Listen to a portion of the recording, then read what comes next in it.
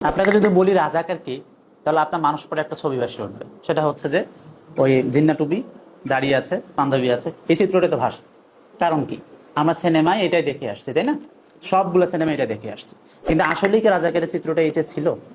এটা কিভাবে আমাদের এই মানুষ পটে রাজাকার বলতে এই যে একজন হুজুরের, একজন মুসলিমের, প্র্যাকটিসিং মুসলিমের চিত্র, এটা কিভাবে আসলো? এটা নিশ্চিতভাবে এই বয়ানটা তৈরির পিছনে নিরলসভাবে কাজ করা হয়েছে গত 50টা বছর ধরে। সিনেমা এটা দেখানো হয়েছে, এটা উপন্যাস এভাবে দেখানো হয়েছে, আমাদের পথনাটক, মঞ্চ নাটক সবগুলোতে এটা দেখানো হয়েছে। ইভেন আপনি যদি দেখেন, আমি গত বছরে দেখেছি কয়েকটা নাশিদ বানানো হয়েছে ইসলামী গান, এই মুক্তিযুদ্ধ উপলক্ষে বা 16 ডিসেম্বর উপলক্ষে, সেইখানে রাজাকার দেখানো হয়েছে এই দাড়ি টুপিওয়ালাদের। আশ্চর্যজনক হবে, মানে এই গান গাইছে কে? মুসলিম না, মানে যারা প্র্যাকটিসিং মুসলিম, বানাইছে কে? সে। কিন্তু সেই আবার এখানে রাজাকার হিসেবে দেখিয়েছে একজন দাড়িওয়ালা মানুষকে। অথচ আমরা ডকুমেন্টারিগুলোতে দেখতে পাই, আপনি যদি পিনাকির একটা বই আছে, বইটার নাম হচ্ছে মুক্তিযুদ্ধের বয়ানে ইসলাম।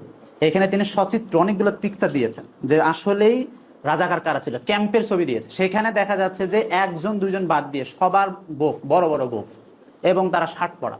মানে আমরা যে সিনেমায় যে চিত্রটা দেখি তার সাথে কোনো এখানে মিল নেই। আপনি যদি কাইকাউসের একটা বই আছে, বিখ্যাত বই, ইতিহাসের চিহ্নপত্র, এটা তৃতীয় খণ্ডটা পুরোটাই মুক্তিযুদ্ধ নিয়ে করা। এই বইটা যদি আপনি দেখেন, তা দেখবেন যে বাস্তবতা এইখান থেকে কতটা দূরে। মানে আমরা আমাদের আমাদের এই প্রজন্ম তো ইতিহাসে এত বড় বড় মোটা বই পড়বে না, তাই না? আমরা কি দেখবো? ওই নাটক, সিনেমা বা ছোট্ট একটা প্রবন্ধ সর্বোচ্চ পড়তে পারি।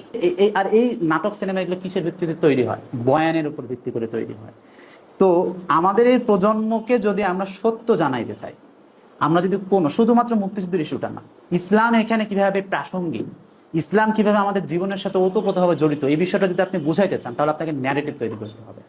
ন্যারেটিভটা ভাঙার জন্য যেমন আপনাকে জানতে হবে সত্য ইতিহাস, যেমন দুইটা বইয়ের কথা বললাম, একটা হচ্ছে মুক্তিযুদ্ধের বয়ানে ইসলাম, আর একটা হচ্ছে যে ইতিহাসের চিহ্নপত্র, তৃতীয় খণ্ডটা। এগুলো যেমন আপনাকে জানতে হবে, অ্যাজ ওয়েল অ্যাজ আপনাকে ন্যারেটিভ কিভাবে বিল্ড আপ করতে হয় সেটাও জানতে হবে। এই দুটা সমন্বয় যদি আপনি করতে পারেন, তাহলে আগামী প্রজন্মকে আপনি আপনার দাওয়াতটা পৌঁছাইতে পারবেন। আপনি কি চান, আপনার আকাঙ্ক্ষাটা কেটে বুঝাইতে পারবেন, আদারওয়াইজ পাবেন।